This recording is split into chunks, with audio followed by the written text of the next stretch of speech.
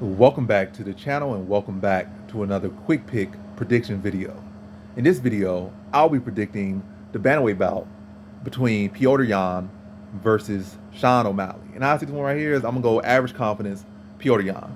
Why are you picking Sean O'Malley? Why is it not high? Why is it not locked? Petr Yan, this is the easiest money on the night. And to all those things, no. It's not the easiest fight on the night, and I'm not picking Sean O'Malley. I was trying to lean Sean O'Malley for a second there, or a good little minute there, but then I started really watching takes back. I'm like, yeah, Petr Yan got this, but it's definitely no high confidence for me or no lot confidence for me to lean to Petr Yan here, because one, Petr Yan literally probably gives up the first round just by every single person he fights. So you are going kind of Sean O'Malley gonna at least get a round, and then if he makes one round somebody close, the judges could see it for him. If he makes the decision, the judges could see it for him. And I said in a tweet, if y'all follow me on Twitter at King of Crackdown. Follow me on IG at King of Crackdown 5095. But I said on my Twitter, Petr Yan is not who you think it is. That not me trying to say, oh, I'm picking Sean O'Malley. No, it's me just saying regardless, he can win this one, he can win his next 5 fights. He's still not who you think he is. He's not. Petr Yan, only real stoppages at this level were Uriah Faber, who had him was like 40 years old and literally came off the couch like, hey, somebody, I need a card field. I'm gonna come in. Like he literally came in off the couch with sandals still on and fought Petr Yan. He stopped him. So man, he had literally no training camp at all. Uriah Faber was always in shape, but he was not fight ready. Stopped him and stopped like 40. I'm not saying 40-year-old Aldo was like still probably like 35, but stopped Aldo, who was like two fights into the weight classes, looked very drained still on the scale, especially in his first fight at the weight class. In the second fight, he got a little bit better at cutting the weight, but still looked very sunken and very dry. But even then, I would say he would stop Aldo now, because Aldo just a guy that's like, especially going in with another solid striker, that's also around the talent as well, like top talent like Holloway or Petr Yan, whatnot, that can extend him beyond the first 2 rounds basically.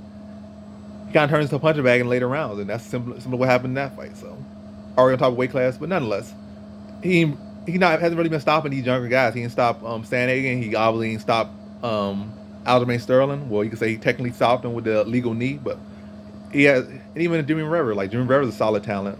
He probably kind of fallen off the scene now, but Jimmy Rivera's a solid talent. He was getting outstruck by Jimmy Rivera by, in my opinion, every single round. I think everybody admits he was losing the first 2 rounds until he won both of the rounds, but he won them at the end. He would lose the entire round and get a drop at the end of each of those rounds and win. But I feel like he got struck in every 3 of those rounds.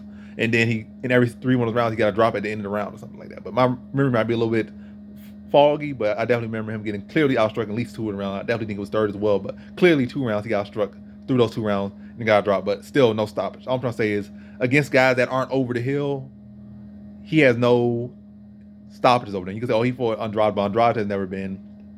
Douglas Silva Andrade has never really been a big factor in the weight class. He's been a low tier fighter in as far as his weight class. He's never been, oh, this guy's contend for a title, or this guy's in talk, or he's a win away from a fight, or he's this or he's that. He ain't never been that. So that's like probably the only stoppage of someone that's semi-decent. But as far as anyone that's decent and somewhat actually in the picture of a title or any walking distance or arm reach of a title shot, he has never stopped no one that's not over the hill. So he ain't no big stopping guy, and then you give him a round. So that definitely draws confidence back. So Petr Yan, again, is not who y'all think he is. But I think he wins this one. I think Sean O'Malley could be a bit predictable. Doesn't defend leg kicks. I feel like Petr Yan would exploit that. I feel like it's going to be a typical Petr Yan thing. I feel first round, he's going to let Sean O'Malley kind of get off a couple shots, but Sean O'Malley ain't going to be able to land as clean as he usually lands, because now he's fighting a guy that's actually really, really good. He hasn't even fought a guy that's really good. Now he's fighting a guy that's actually really, really good. And Petr Yan does rely on the chin a lot, but still, even outside, it has a pretty sturdy defense and pretty sturdy chin and solid defense and good pressing game. We saw Sean O'Malley have issues with Chris Motino, who was just no technique in his forward pressure and was catching with hooks as he circled a lot of times, catching with legs. So I feel like Petr Yan could, like, probably will give it that first round, but probably even that first round, he'll vest in the kicks and probably have but have O'Malley not really sit on his legs as comfortably as he would have, like probably dig into him early. He probably would check a couple, but he's still gonna be feeling those leg kicks. I feel like Petr Yan will be able to craftily sneak those in. early. Probably give the first round, just get out volume the first round.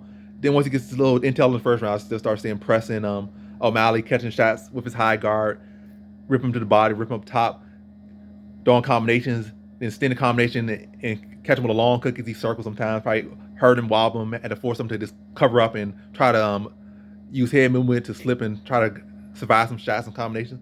And really from that point, I see really Petr Yan is bullying him. I start seeing him going out there, cracking big shots, pressing forward, slipping the shots, cracking him over the top, ripping to the body, inside leg kick, outside leg kick. And again, every single time he starts circle, catch him with hooks, and just have him like covering up, trying to respond. But still see it's a good fight. But I think Petr Yan is going to, like I said, typical pattern, give a first round, later rounds, dissect him. We'll dissect him in the first round as well. Invest early in the first round, give up that first round like typical. Then second, third round, just not really giving O'Malley that space to breathe, catching shots, countering shots, slipping his shots, and on him, and not giving Sean O'Malley that space to breathe and like picking him apart. But see him going to decision. Petr Yan has not really shown to be that killer just yet. But he's only 29 years old, so it's not another thing. It's not like he's 35 and Sean O'Malley is this bright prospect. This is his time. Very much possible, but gotta lean and say smart money is definitely on Petr Yan after really looking into it. So in this one, I got Petr Yan via decision.